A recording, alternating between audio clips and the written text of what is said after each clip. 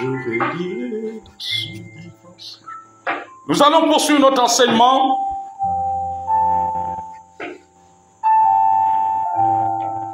L'opération des miracles dans le Nouveau Testament. La dernière fois, nous avons vu les miracles dans l'Ancien Testament. Nous sommes toujours dans le don d'opérer des miracles. Alléluia. Dis avec moi, les miracles sont d'actualité. Ah oui, les miracles sont d'actualité. Parce que Jésus-Christ n'a pas changé, il est le même.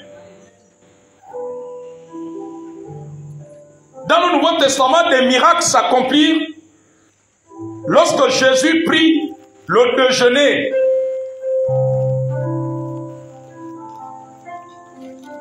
Le déjeuner et qu'il nourrit 1000 personnes et remplit 12 paniers avec le reste du repas. Cela est dans Jean chapitre 6, versets 5 à 14. Alléluia.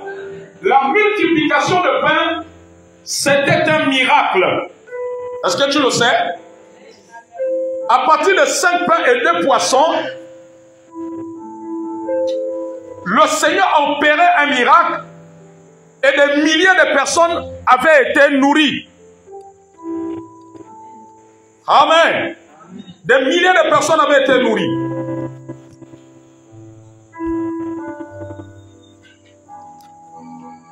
Le don de miracle a aussi servi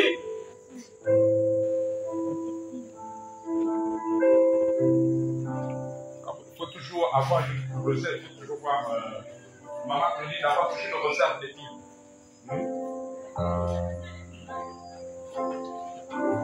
Alléluia. Amen.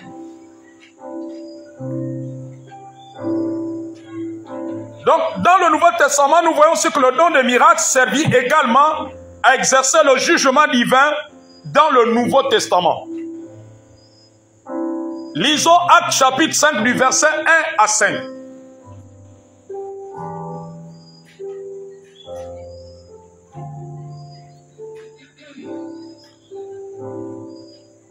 Faites tout pour me prendre les pieds. Je ne veux pas. Si quelqu'un trouve quelque chose pour prendre les pieds. Il faut arranger ça avec maman Claudie pour qu'on n'ait pas souvent ces incidents. Lisons Actes chapitre 5, verset 1 à 5. Est-ce qu'on peut faire la lecture?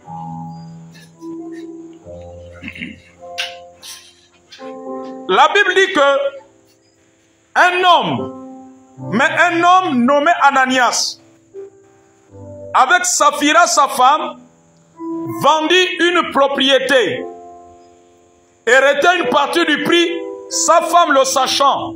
Actes chapitre 5, verset 1 à 5. Actes chapitre 5, du verset 1 à 5. Et retint une partie du prix, sa femme le sachant. Puis il apporta le reste et le déposa aux pieds des apôtres. Pierre lui dit, Ananias, pourquoi Satan a-t-il rempli ton cœur au point que tu mentes au Saint-Esprit et que tu aies retenu une partie du prix du champ? S'il n'eût pas été vendu, le prix n'était-il pas à ta disposition? Comment as-tu pu mettre en ton cœur un pareil dessein? Ce n'est pas à des hommes que tu as menti, mais à Dieu. Verset 5. Ananias, entendant ces paroles, tomba et expira. Une grande crainte saisit tous les auditeurs. Prends place. Alléluia. Amen. Les chrétiens de l'église primitive, donc de la première église, qui a commencé le jour de la Pentecôte, avaient tout en commun. Ils vendaient tous leurs biens et apportaient l'argent aux apôtres. Est-ce que quelqu'un comprend? Ils apportaient l'argent aux apôtres. Quelqu'un a une maison, il la vend. Maison de peut-être une valeur de 15 millions de francs CFA, il la vend. Il a un terrain peut-être qui fait 5 millions, il vend le terrain. Et l'argent, ceux qui vendaient ne touchaient pas cet argent, ils apportaient aux pieds des apôtres. Dieu ne leur avait pas ordonné de le faire. Alléluia. Mais il semble y avoir été invité par l'Esprit Donc l'esprit, assurément le Saint-Esprit leur conduisait à le faire. Et on le vit aujourd'hui. Il y a des gens qui ont offert des biens pour l'œuvre de Dieu, ou à des hommes de Dieu, ou pour un projet de l'église. Amen, amen, amen. Poussés par Dieu. On a eu des témoignages comme cela, où il y a des gens qui ont dit, depuis une semaine, il ne dort pas bien. Il entend une voix. Il sent que c'est la voix de Dieu. Qui lui dit que donne telle chose pour l'œuvre de Dieu. Donne tel terrain pour l'œuvre de Dieu. Donne telle chose pour l'église. Amen, amen, amen. Et quand la personne exécute, la personne trouve la paix. Parce que la personne était poussée par l'esprit. Et dans la suite des temps, comme Dieu n'est débiteur des personnes, Dieu rend cela à ces personnes. Et Dieu redonne au-delà. Il y a plein de témoignages. Alléluia. Et c'était de la sagesse. Donc il semble y avoir été invité par l'esprit, et c'était de la sagesse, puisque quelques années plus tard, la ville, donc dans le contexte biblique, la ville fut dévastée. La ville fut dévastée par les Romains. Donc ils auraient perdu leurs biens de toute façon. Amen, amen. La ville avait été détruite, Jérusalem, tout ça, ça avait été, ils avaient détruit la ville. Voilà pourquoi vous voyez dans l'une des prophéties de Jésus, amen, il dit qu'il ne restera il ne restera pas pierre sur pierre. Vous avez lu cela, non? Dans les évangiles. Donc la ville avait été dévastée. Quand Ananias et Saphira vendirent leur terre, ils gardaient une partie de l'argent qu'ils venaient de recevoir. Ils auraient très bien pu dire, en voici la moitié. Amen. S'ils ont vendu à 20 millions et qu'ils ont apporté 10 millions, ils auraient pu dire que non, les 10 millions là, ce n'est pas le prix exact, c'est la moitié. Dieu ne leur avait pas demandé de tout donner, mais ils ont menti. Ils auraient dû dire la vérité aux apôtres. Quelqu'un me suit, nous sommes toujours dans le don d'opérer des miracles, dans le cadre des jugements de Dieu. Pierre savait par une parole de connaissance combien Ananias avait gardé. Alléluia. C'est bizarre. Par la parole de connaissance. Vous savez, la parole de connaissance, il y a des gens aujourd'hui. Un prophète va te dire exactement la somme qui est dans ton sac. Les gens qui ne comprennent pas les choses de Dieu, alléluia, vont dire que non, vous avez affaire à vous à une mystique. Non, c'est la manifestation de la parole de connaissance. La parole de connaissance peut dire exactement la somme d'argent que tu as dans ton sac. Si tu as 110 000, Dieu peut manifester la parole de connaissance à travers l'homme de Dieu en disant qu'il y a 110 000 francs dans ton sac. Quelqu'un peut acclamer le Seigneur. Finalement, 2. Il faut me régler ce coin-là. Je ne veux plus travailler comme ça. Arrangez-vous avec Maman Chronique qui a toujours un stock des piles alcalines. Parce que les autres piles là sont un peu embêtants. Donc, l'apôtre Pierre savait par une parole de connaissance combien Ananias avait gardé. C'était par la parole de connaissance que l'apôtre Pierre savait qu'ils étaient en train de mentir et que ce n'était pas la somme exacte. Quelqu'un comprend? Donc ça n'a pas commencé aujourd'hui. Ça a commencé depuis le temps des apôtres. Mais je suis sûr que les gens qui traitent les hommes de Dieu qui ont les paroles de connaissance, de magiciens, de devins, de tout ce qu'ils disent, s'ils vivaient au temps des apôtres, ils devaient qualifier les apôtres de la même chose. Ils devaient dire que les apôtres aussi sont des magiciens. Amen, amen. Mais j'aimerais dire à quelqu'un ce soir de ne pas être étonné. Puisqu'on accusait ces choses à Jésus. On a dit à Jésus qu'il chasse les démons par le prince des démons, Belzébul. Est-ce que ce n'est pas écrit dans Matthieu 12? La Bible dit qu'il n'y a rien de nouveau sous le soleil. Donc ça continue aujourd'hui. Alléluia. Il dit, pourquoi Satan a-t-il rempli ton cœur au point que tu mentes au Saint-Esprit? Ananias tomba et expira, conséquence du jugement divin par l'intervention du don des miracles. Donc le don de miracle s'est manifesté par un jugement. Ananias est tombé, il est mort. Amen. Amen. J'ai l'impression qu'il y a des gens qui n'ont pas lu ça. Alléluia. Amen. On dit que certains n'ont pas lu ces choses-là.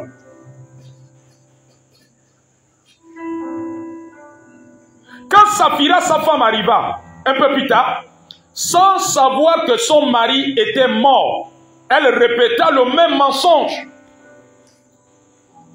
Dis à celui qui est à côté de toi, nous devons craindre Dieu. Nous devons craindre Dieu. Et elle aussi tomba et mourut brusquement. Le don des miracles fut employé une deuxième fois pour exercer la discipline divine. Donc le don des miracles se manifeste aussi par des jugements. Amen, amen, amen. Amen. Ce miracle servait aussi à confirmer la parole qui avait été annoncée lorsque Paul prêcha dans l'île de Chypre. Élimas, le magicien, lui faisait opposition. Par la puissance de Dieu et grâce au don de miracle, Paul le frappa de cécité. Pour un temps, cela fut un signe pour les assistants. Acte 13, verset 4 à 12. Quelqu'un peut nous faire la lecture? Ouvrez-moi Acte chapitre 13, verset 4 à 12. Acte chapitre 13, verset 4 à 12. Je lis la parole de Dieu dans Acte 13, verset 4 à 12. Barnabas et Saul, envoyés par le Saint-Esprit. Barnabas et Saul, envoyés par le Saint-Esprit, descendirent à Séleucie. Et de là, ils s'embarquèrent pour l'île de Chypre. Et de là, ils s'embarquèrent pour l'île de Chypre. Arrivés à Salamine, ils annoncèrent la parole de Dieu. Ils annoncèrent la parole de Dieu. Dans les synagogues des Dans Juifs. les synagogues des Juifs. Ils avaient Jean pour aide. Ils avaient Jean pour aide. Ayant ainsi traversé toute l'île jusqu'à Paphos. Ils trouvèrent un certain magicien. Ils trouvaient un certain magicien. Prophète juif. Comment? Faux prophète juif. Nommé par Jésus. Nommé par Jésus. Verset 7. Ils étaient avec le proconsul. Sergius. Paulus, homme intelligent. Et dernier fit appeler Barnabas et Saul. Et manifesta le désir d'entendre la parole de Dieu. Verset 8. Mais Élimas, le magicien, c'est ça que signifie son nom. C'est ça qui est écrit, n'est-ce pas? Leur faisait opposition. Chercher à détourner de la voie le proconsul. C'est ça? De la foi. Alors Saul appelait aussi Paul, rempli du Saint-Esprit, fixa les regards sur lui et dit, homme plein de toute espèce de ruse et de fraude, fils du diable, ennemi de toute justice, ne cesseras-tu point de pervertir les voies droites du Seigneur? Maintenant voici, la main du Seigneur est sur toi. Tu seras aveugle.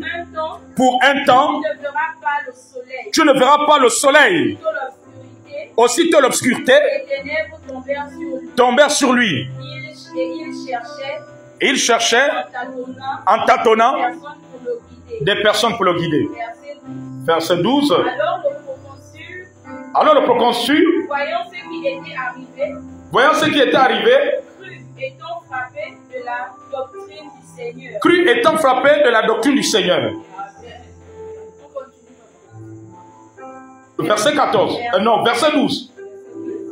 Tu es au verset 12? C'est bon, merci. Est-ce qu'on peut acclamer la parole du Seigneur? Alléluia. Donc, nous voyons aussi que le don de miracle a exercé un jugement sur un magicien qui s'opposait à la parole de Dieu, qui s'opposait à ce que l'apôtre Paul prêche la parole à cette personnalité, au proconsul. Amen, amen, amen. Alléluia. Lorsqu'il a libéré la parole, le don de miracle s'est manifesté par un jugement et le magicien à l'instant est devenu aveugle. Dis à celui qui est à côté de toi, ne jouons pas avec Dieu. Dieu est amour, mais il est aussi un Dieu de jugement. Alléluia. Si mes souvenirs sont bons, on m'a raconté une histoire. Lors du réveil des années 36. Amen, amen. Est-ce que vous savez qu'il y avait un réveil en 1936 au Gabon? Vous le savez. Il faut lire l'histoire de l'église. Hein? Alléluia. Parce qu'il y a eu plusieurs types de réveils. Le premier réveil a commencé en 1842 quand les missionnaires évangéliques arrivent. Amen, amen. Après ce réveil s'est éteint. Parce que l'église, je crois l'église catholique est venue en 1844. Bon, je ne suis pas en train de parler de l'église catholique. Je parle des mouvements de réveil évangéliques. Donc en 1842, les évangéliques sont arrivés. Il y a eu un réveil avec les missionnaires. Amen, amen, avec les premiers missionnaires. Et en 1936, il y a eu un autre mouvement de réveil. D'où vous avez certainement entendu parler du réveil de Ngomo dans les lacs. Amen. Ngomo, c'est un village qui est dans le lac. J'ai eu la grâce d'arriver là-bas. Amen, amen, amen. Pour la première fois de ma vie, j'ai vu une grosse Bible. Lorsqu'on l'ouvre, elle peut faire à peu près cette dimension. Elle peut avoir cette dimension. Une Bible qui date de... Elle a été éditée, je crois, en 1896. Et elle est bien conservée. Depuis 1896. Donc, ça fait plus d'un siècle aujourd'hui. Alléluia. Donc, en 1936, parce qu'après le réveil de 36, les années 1934-36, le réveil rebondit maintenant dans les années 80, ici au Gabon. Alléluia. Et on me raconte qu'en 1936, lorsque le Saint-Esprit agissait, les gens étaient baptisés du Saint-Esprit. Ils parlaient en langue. Il y avait des délivrances. Il y avait des miracles. On me raconte que dans l'un des foyers de réveil, quelqu'un était venu. Il avait des fétiches sur lui. Dès qu'il arrive devant l'église, pendant que les gens étaient en train de prier, il arrive devant l'église, il est tombé là, boum, paralysé. Amen. La personne maintenant en train de pleurer, en train de se repentir. Alléluia. Amen. Mais celui-là, il a eu la grâce de ne pas partir. Donc, le don de miracle se manifeste aussi par des jugements. Est-ce que quelqu'un comprend? Ce don sert également à délivrer d'un danger inéluctable. La foi particulière permet de surmonter un danger sans être atteint. Mais le don de miracle est différent en ce qu'il transforme les circonstances. On prend un exemple. Quand Paul a fait naufrage, la tempête n'a cessé que lorsque les vents se sont calmés naturellement. C'est dans Actes chapitre 7. Paul ne s'est pas levé en ordonnant à la tempête de se calmer. Mais parce que Dieu lui avait adressé la parole. Il avait une foi surnaturelle en la protection divine. C'était le don de la foi qui se manifestait en Paul pour que tous ceux qui étaient à bord aient la vie sauve, malgré la perte du navire. Alléluia. Amen. Nous poursuivons.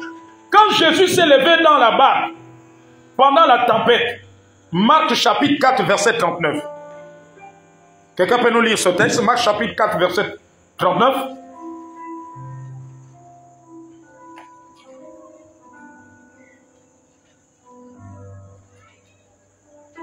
Alors, je vais lire. Donc, quand Jésus s'est levé dans la barque, oui, vas-y mon fils, lis. Fais-nous la lisez. Marc 4, verset 39. S'étant réveillé, S'étant réveillé, menaçant vent. Il menaça le vent Et dit à la mer. et dit à la mer, Silence. silence, Tais-toi. tais-toi. Et le vent cessa. Et le vent cessa. Et un grand calme. Et il y eut un grand calme. Quelqu'un peut acclamer le Seigneur. Donc quand la tempête sur le lac de Génézareth en disant, silence tais-toi, un miracle s'est accompli et a changé les circonstances. Mais c'était la manifestation des miracles. Alléluia.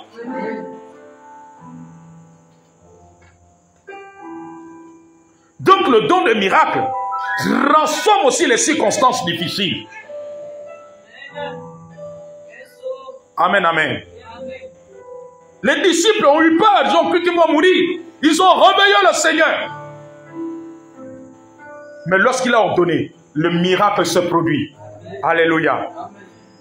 Alors dis avec moi ce soir au nom de Jésus. Ce soir, au nom de Toute tempête dans ma vie toute tempête dans ma vie. se calme maintenant. C'est calme maintenant. Seigneur, manifeste le don de miracle. Manifeste le Au nom de Jésus. Au nom de Jésus. Amen. Amen.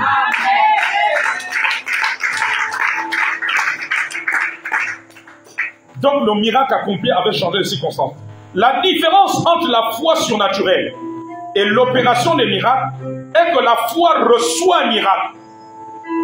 Tandis que l'autre en accomplit un. Alléluia. Amen. Les miracles démontrent la puissance et la splendeur de Dieu. Les miracles attestent la puissance et la splendeur de Dieu. Je suis parfois écœuré quand les gens attribuent tous les miracles de Dieu sur la terre à Satan. Mais c'est comme si Dieu n'était pas puissant. Alors que c'est Dieu qui a créé Satan, les démons, tous ceux qui font des miracles venant du diable. Les féticheurs, les magiciens. Mais c'est Dieu qui les a créés. Mais comment eux ils peuvent être plus puissants que Dieu? Vous ne trouvez pas ça, cela que c'est bizarre? Amen, amen. Ils ont tous été créés par Dieu. Sauf qu'ils ont choisi le mauvais chemin, la mauvaise voie. Donc les miracles viennent attester la puissance de Dieu, la splendeur de Dieu. Amen. Donc les miracles démontrent. D'ailleurs, Jésus-Christ lui-même l'a dit dans Marc 16. Il dit, voici les miracles qui accompagneront ceux qui auront cru. Ceux qui ont cru, c'est qui? C'est toi et moi. C'est nous qui avons reçu Jésus-Christ. Donc c'est normal que les miracles puissent se manifester. Au lieu que ce soit des païens, les païens qui disent ce qu'ils veulent dire sur nous les chrétiens, mais je suis parfois écœuré que ce sont les chrétiens, quand Dieu manifeste sa puissance, qui attribue cela à Satan. Vous ne trouvez pas que c'est bizarre? Les païens peuvent comprendre.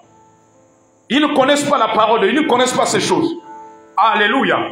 Quand j'étais païen, je ne savais pas qu'il y avait un verset dans la Bible, dans Marc 16, qui dit que voici les miracles qui accompagneront ceux qui auront cru. À mon nom, ils chasseront les démons. Ils imposeront les mains aux malades et les malades seront guéris. Mais je ne le savais pas, j'étais païen.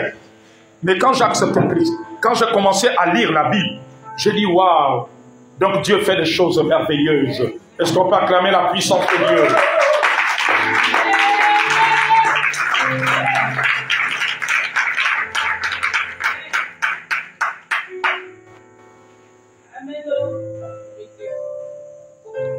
Il y a une concordance analytique qui dit que le mot grec traduit par miracle veut dire pouvoir.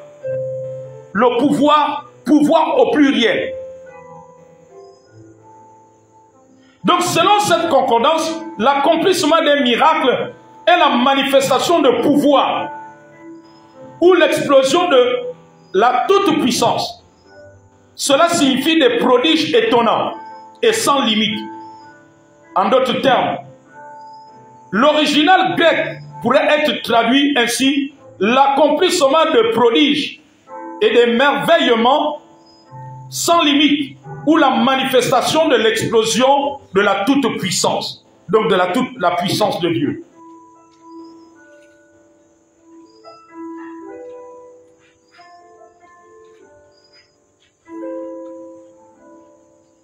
un homme de Dieu, un écrivain, il a dit ceci: l'intervention des miracles constitue une manifestation très importante de l'esprit.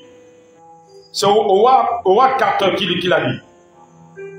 C'est la force toute puissante de Dieu canalisée à travers un être humain. Amen. Amen. Quand Dieu utilise un de ses serviteurs pour opérer un miracle, le miracle ne vient pas de lui. Le miracle vient de Dieu. On dit: Seigneur, ouvre-moi un entendement ce soir. Ouvre-moi ma compréhension. Que ma compréhension des choses spirituelles, du surnaturel de Dieu grandisse. Au nom de Jésus, je chasse tout démon ce soir qui s'oppose à ce que je reçoive la parole. Je chasse le sommeil. Je chasse la fatigue. La fatigue, tu me libères. Au nom de Jésus, les démons de fatigue, je refuse de vous obéir. Je dois manger la nourriture spirituelle, qui est la parole de Dieu. Au nom de Jésus. Amen.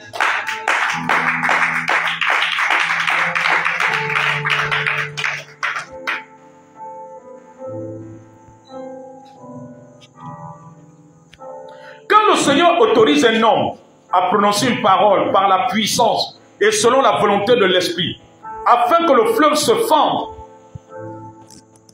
Amen. Amen. Le Créateur des eaux laisse un peu de son omnipotence. Moïse a prononcé une parole. Le miracle s'est opéré. La mer a été fendue.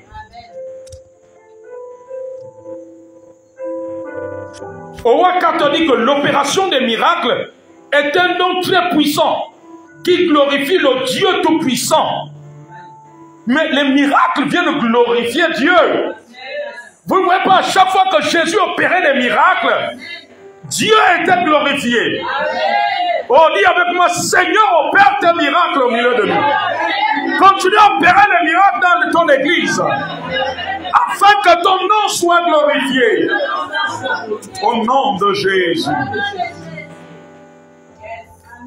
Donc l'opération des miracles est un don très puissant qui glorifie le Dieu Tout-Puissant, afin de stimuler la foi de son peuple, tout en suppléant et en confondant l'incrédulité du monde. Les miracles viennent stimuler la foi. Les miracles viennent confondre la sagesse de ce monde. Alléluia. Amen. Et Dieu est un Dieu de miracles. Amen. Un homme et une femme encore avec moi ce soir. Amen. Donc Dieu est un Dieu des miracles. Amen, amen, amen. Amen. La même manière que nous aspirons aux révélations, nous devons aussi aspirer que les miracles se produisent. Parce que notre Dieu est un Dieu de miracles. Il fait des choses que l'homme ne peut pas faire. Parce que le miracle est quelque chose qui dépasse l'entendement des hommes. Et tout ce que Dieu fait est miraculeux et ça dépasse l'entendement des hommes. Quelqu'un peut acclamer la parole du Seigneur.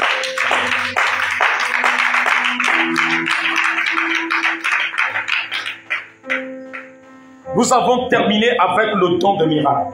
Nous passons au don de guérison. Les dons de guérison. Nous passons maintenant au don de guérison. Les dons de guérison.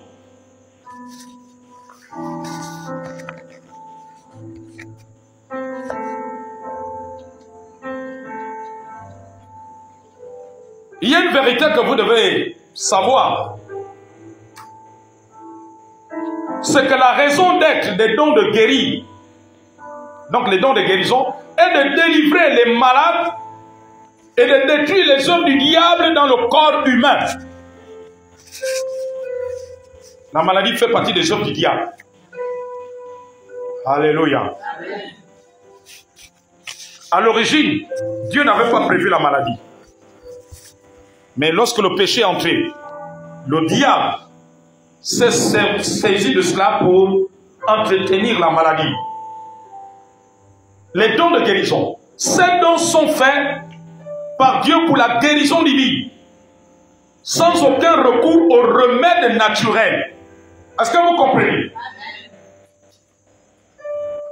Sans aucun recours au remède naturel. Les 9 dons de l'esprit sont tous surnaturels. Notre connaissance imparfaite peut nous créer des difficultés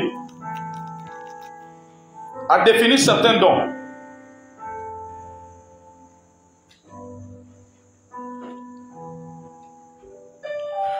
Jésus a mis l'accent sur la guérison divine dans son propre ministère. Amen.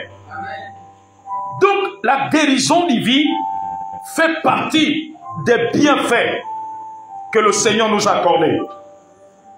Vous voyez que Jésus, pendant son ministère sur la terre, il priait pour les malades, même les apôtres. Donc, Jésus a mis l'accent sur la guérison divine dans son propre ministère. En outre, il a donné à ses disciples l'autorité pour guérir les malades. Matthieu 10, verset 8. Qui peut nous lire ce texte? Matthieu 10, verset 8.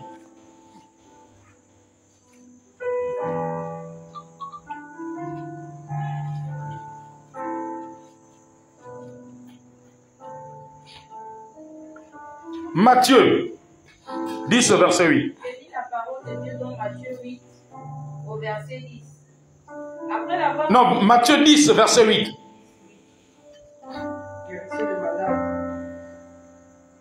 Matthieu 10, verset 8.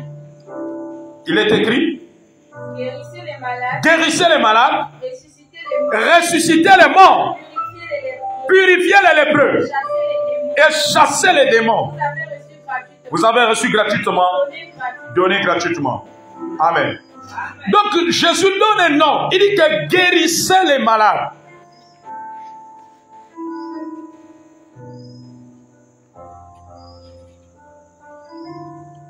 Alléluia.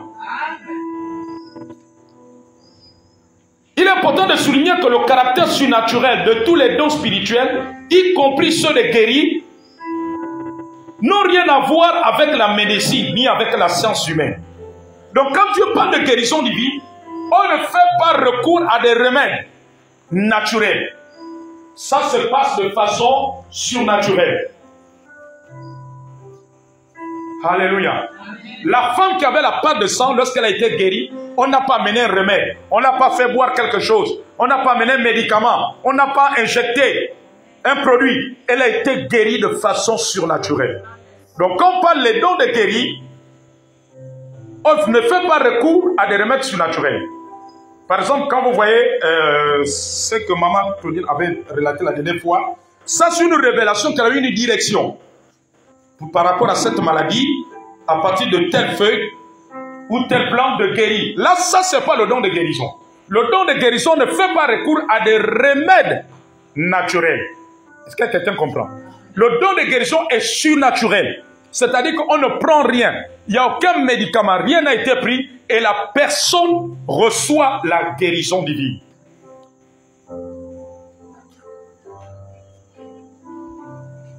Le bien-aimé médecin Luc accompagna Paul dans plusieurs de ses voyages missionnaires. Luc écrivit les actes des apôtres aussi bien que l'évangile qui porte son nom. Amen. Est-ce que vous savez que les actes des apôtres ont été écrits par Luc? Vous avez l'évangile de Matthieu, Marc, Luc et Jean. Luc était médecin, vous le savez. C'était un médecin, il était docteur. C'était un docteur en médecine. Il a écrit l'évangile de Luc et il a écrit les actes des apôtres. Il a accompagné Paul, celui qui a écrit le livre des actes des apôtres que nous lisons aujourd'hui. Amen. Tous les miracles qui s'opéraient à travers les apôtres, à travers les Paul, c'est lui qui écrivait.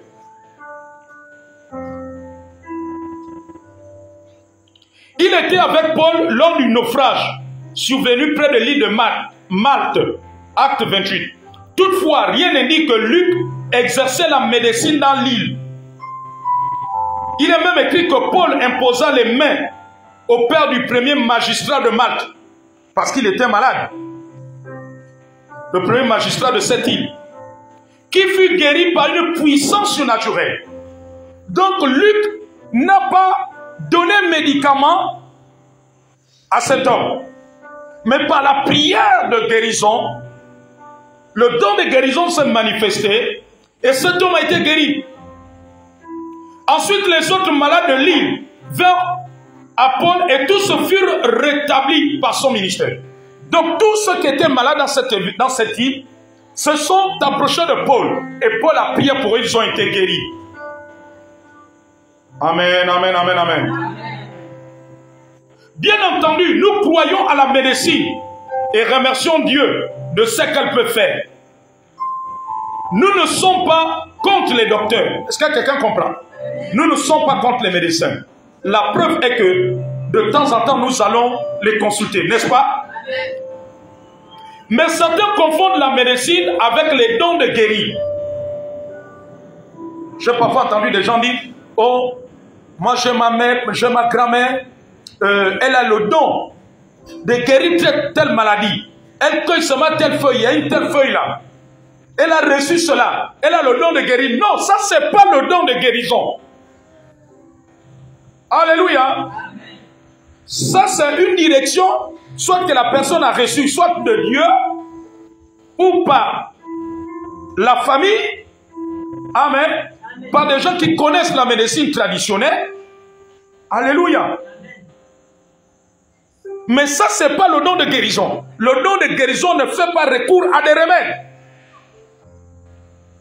Donc, tous ceux qui traitent certains maux, amen, n'ont pas le don de guérison. Si mes souvenirs sont bons, je me rappelle, j'ai un nom qui m'avait dit, un de nos défunts grands-pères. Je crois, si je me rappelle de ces expressions, il m'avait dit qu'il avait le don de guérir à partir des plantes les gens qui avaient le sida. Et qu'il faisait cela discrètement. Amen, amen. Alléluia. Mais ça, c'était pas le don de guérison. Ça, c'est une connaissance qu'il a eue ailleurs, puisqu'il le fait il faisait, soi-disant, avec des plantes. Amen, amen. Ce défunt grand-père-là n'avait pas le don de guérir. Et je crois que quand il est décédé, il n'a pas donné cette connaissance à quelqu'un dans la famille. Amen, amen. Il est parti avec son savoir. Il n'a pas indiqué la plante qu'il utilisait. Alléluia. Jusqu'à ce qu'il soit mort, il est décédé. Il est parti avec sa connaissance, il est parti avec son savoir. Mais ça, ce n'était pas le don de guérison. Amen. Donc, certains confondent la médecine avec les dons de guérir. Il y a des gens qui disent même que les docteurs et la science médicale sont les dons que Dieu nous a accordés pour guérir les malades. Si c'était la méthode divine, les médecins ne devraient pas se faire payer. Leurs soins devraient être gratuits. Amen. On a vu que Jésus a dit que guérissez les malades, donc vous avez reçu gratuitement, donné gratuitement. Leurs soins devaient être gratuits. Celui qui est allé chez un docteur sait que ce n'est pas le cas. C'est la vérité. À chaque fois que nous allons chez les médecins, nous payons la consultation. Alléluia. En outre, si la médecine était la méthode divine de guérir les malades, elle serait infaillible et les docteurs ne se tromperaient jamais. Amen. Vous avez parfois entendu parler de erreur médicale. C'est une expression qui vous dit quelque chose. Amen, amen, amen. Parce que l'homme est faillible. Parce que c'est une science que l'homme a développée à partir de l'intelligence que Dieu lui a donnée. Amen. Mais les dons de guérir sont parfaits. Quand Dieu guérit, c'est pour la vie. C'est pour la vie. Alléluia. Amen. Moi, je connais une dame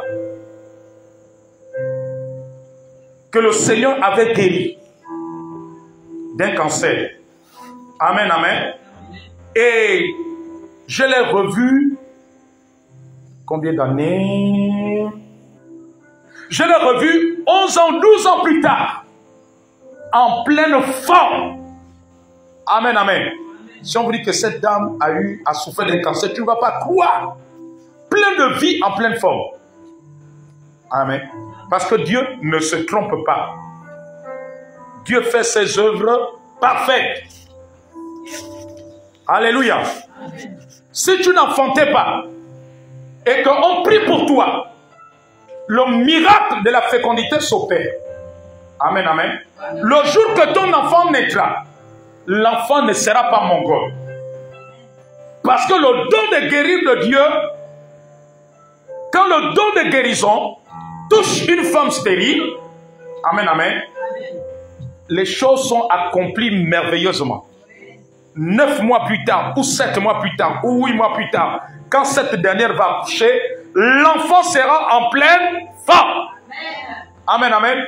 Le don de guérison ne peut pas s'opérer chez une femme stérile pour lui donner un mongol. Non. Alléluia. Jamais. Dis jamais. On dit merci Seigneur pour les dons. Donc nous rendons grâce à Dieu pour la science médicale. Et ce que les bons médecins et les hôpitaux sont capables d'accomplir. Nous rendons grâce à Dieu pour cela. Amen. Nous n'avons aucunement l'intention de dire du mal sur les grands progrès réalisés par la technologie moderne dans le domaine de la médecine. Nous remercions le Seigneur pour tous ces excellents médecins. Amen. Alléluia. Qu'ils soient païens ou chrétiens, qui se soucient de leurs patients et exercent leur métier avec une grande efficacité. Toutefois, la guérison divine, écoutez, le médecin soigne pour que tu arrives à la guérison, mais Dieu guérit. Le médecin soigne. Quand nous allons chez le médecin, il nous fait l'ordonnance, n'est-ce pas? Alléluia. Tu commences à boire le médicament. Et quand tu commences à boire le médicament, est-ce que tu es guéri? Amen, amen. Il y a même dans certaines notices de certains médicaments, je crois des antibiotiques, où on dit que la disparition de la fièvre ne veut pas dire que l'infection est partie. Hein, vous n'avez jamais lu cela? L'enfant a une infection, le pédiatre dit que l'enfant a une infection, l'enfant fait des fortes fièvres. Dès que tu commences à lui donner l'antibiotique le matin, avant la dose du soir, la fièvre a disparu, l'enfant commence à jouer. Mais attention, la médecine te fait comprendre que cela ne veut pas dire que la maladie est partie. Toi, tu vas te dire, bon, comme l'enfant ne chauffe plus, la température est normale, bon, je mets les antibiotiques de côté. Mais l'enfant risque de rechuter, à moins d'une intervention divine. Quelqu'un peut acclamer le Seigneur.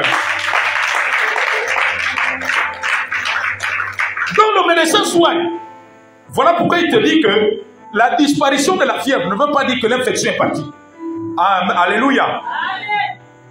Parce que la fièvre, ce n'est que le signe qui dit qu'il y a une maladie quelque part. Amen, amen, amen. Donc nous remercions Dieu pour tout cela, pour tous ces médecins vraiment qui font ce travail avec excellence, avec grande efficacité. Toutefois, la guérison divine ne provient pas d'un diagnostic ou d'un traitement. Elle s'accomplit par l'imposition des mains, l'onction d'huile ou parfois rien. Qu'en prononçant la parole, je crois à la guérison médicale et j'en remercie Dieu. Est-ce que quelqu'un comprend? Mais je crois aussi à l'intervention divine. Je crois aussi à l'intervention divine. Alléluia. Amen, amen, amen. Je me souviens, j'ai prié pour une de mes filles, dont je tais le nom par discrétion. Amen, amen, amen. Elle avait fait plusieurs mois sans plus voir ses menstrues. Et ça lui donnait des maux bizarres. À beau aller chez les gynécologues, prendre des traitements, rien. Alléluia. Elle avait fait des mois. Elle n'était ni enceinte. Est-ce que quelqu'un comprend? Elle n'était pas enceinte. Voilà pourquoi je disais au départ que une vérité fondamentale, c'est que le don de guérir détruit les maladies et les œuvres du diable dans le corps humain. Parce qu'il y a beaucoup de maladies que les gens ont, beaucoup de personnes ont, qui sont d'origine démoniaque. Comme une femme qui n'est pas enceinte va faire des mois, plus de 5 ou 6 mois, sans voir ses menstrues. Alléluia. Vous ne trouvez pas que cela est bizarre? Amen, amen, amen. On fait des examens, rien. Quelqu'un comprend? Alors, un dimanche, lorsqu'elle arrive, amen, dès que je priais pour son cas, parce que le fait que, vous devez savoir, il y a des femmes ici, vous le savez, que le cycle menstruel d'une femme participe à sa santé. Alléluia. Donc Dieu a créé cela parce que ça concourt à la bonne santé d'une femme. Amen, amen, amen, amen. Donc ça lui créait d'autres maux. Le fait qu'elle ne voyait plus ses menstrues pendant des mois. Et ce dimanche-là, lorsqu'elle est arrivée, alléluia, j'ai prié pour elle. Et je crois que c'est le don de guérison qui s'était manifesté. Amen, amen. J'ai prié pour elle. Je lui ai posé les mains. Je lui ai dit, pose l'autre main sur ton ventre. Au nom de Jésus-Christ, j'ai pris autorité sur l'esprit. L'esprit qui était à l'origine de cela. Et qui provoquait tous les autres maux. Amen, amen. Le soir à 20h, les menstrues ont déclenché. Quelqu'un peut acclamer le Seigneur.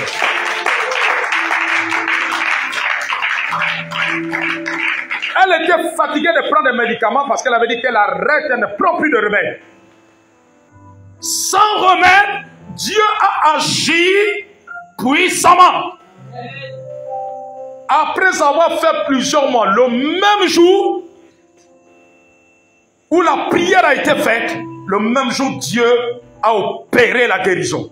Alléluia. Amen, amen, amen. Donc c'est de façon surnaturelle. C'est ça qu'on appelle l'intervention divine. Alléluia.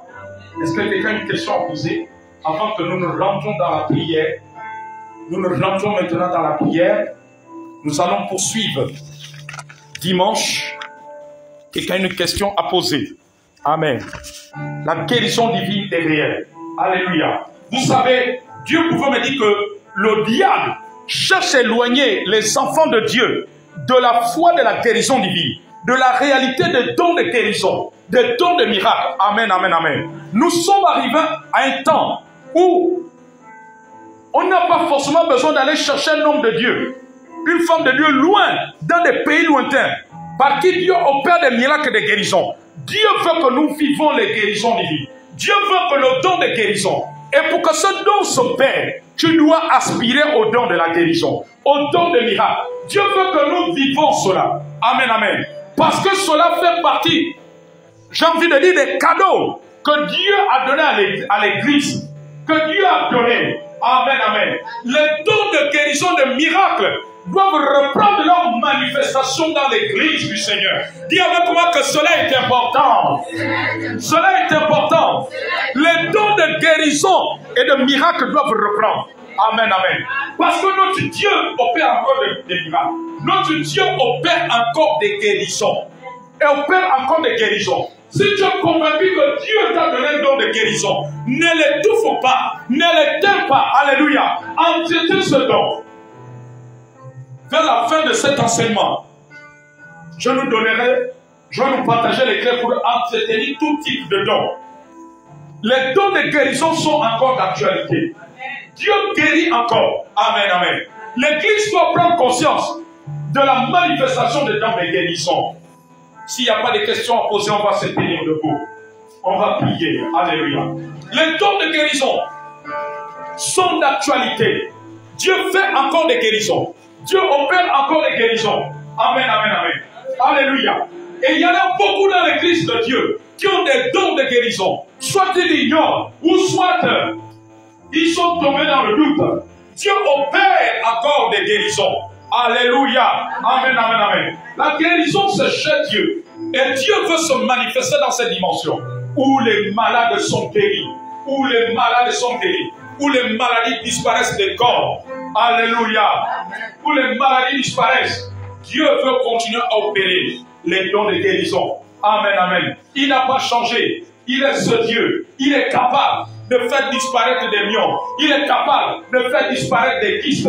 Il est capable de détruire les maladies dans le sang. Il est capable de guérir du VIH. Il est capable de guérir de tout type de maladies, des maladies incurables. Dieu est capable de le faire. Dieu a mis des dons à la disposition de l'Église pour cela. Il a mis ces dons à la disposition de l'Église. Alors dis avec moi, Seigneur, ce soir nous t'invoquons. Ce soir nous t'invoquons. Afin que les dons de guérison se manifestent au milieu de nous. Que la guérison divine, que le miracle divin se manifeste. Manifeste les dons d'opérer les miracles. Les dons de guérison. Manifeste-les. Manifeste-les. Les dons de guérison. Les dons de miracle. Que tu puisses les manifester. Que tu puisses les manifester. Maintenant même. Maintenant même. Manifeste-les. Oh Seigneur Dieu Tout-Puissant. Nous voulons voir la manifestation des dons de guérison. Des dons de guérison. Qu'ils se manifestent à travers cela. Ainsi tu as doté de cette capacité surnaturelle. De cette manifestation surnaturelle. Nous voulons voir cela arriver. Nous voulons voir cela se manifester. Nous voulons voir cela se manifester. Manifeste cela. Manifeste ta grâce. Tu es le Dieu de miracles. Tu es le Dieu de guérison.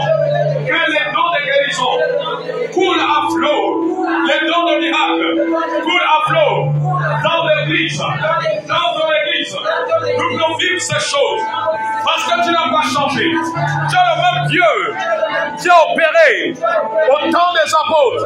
Et tu es le même Dieu qui continue à opérer. Tu es le même. Tu n'as pas changé. Manifeste ces dons. Les dons de puissance. Les dons de puissance. Les dons de puissance. Les dons de guérison. Maintenant. Parce que tu es le même. Saint-Esprit. Saint-Esprit. Répands davantage tes dons dans l'église. Les dons de guérison dans l'église. Les dons de miracle dans l'église. Répands-les, Seigneur. Répands-les, Saint-Esprit. Répands-les, Saint-Esprit. Répands-les, Saint-Esprit. Manifeste ces dons. Les dons de guérir. Les dons de faire des miracles. Manifeste-les. Nous voulons les voir à l'œuvre. Nous voulons les voir à l'œuvre. Esprit de Dieu. Nous voulons les voir.